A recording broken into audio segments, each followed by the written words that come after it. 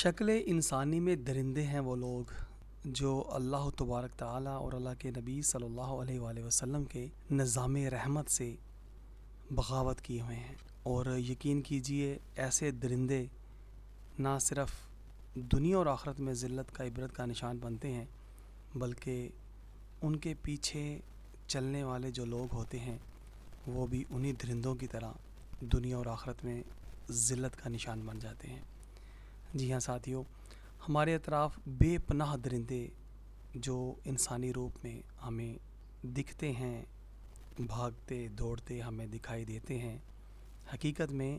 یہ درندوں سے بھی بدتر ہیں۔ آپ سوچ رہے ہوں گے کہ میں کن لوگوں کی بات کر رہا ہوں۔ میں نے آپ کو شروع میں بتا دیا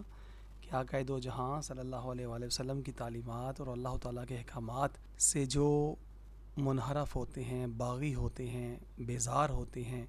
اور اللہ تعالیٰ کے حکموں کے خلاف کام کرتے ہیں، اللہ تبارک تعالیٰ کے نظاموں کے خلاف کام کرتے ہیں، اور اللہ تبارک تعالیٰ نے جن چیزوں کا حکم فرمایا ہے اس کی مخالفت کرتے ہیں، اس کے الٹ کرتے ہیں، اور جن سے روکا ہے، جس سے منع فرمایا ہے وہ کرتے ہیں، اور جو کرنے کا حکم دیا ہے وہ ادا نہیں کرتے۔ اور ہمارے ارد گرد ایسے بے پناہ ناسور جو ہیں وہ ہمیں صاف دکھتے ہیں، اور ہمارے اطراف میں جتنے لوگ ہمیں آج دکھ رہے ہیں،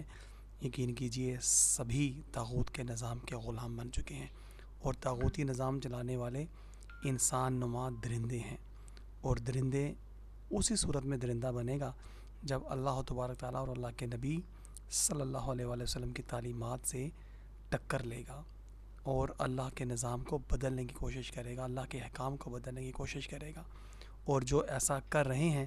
یقیناً وہ انسانوں کی صفوں سے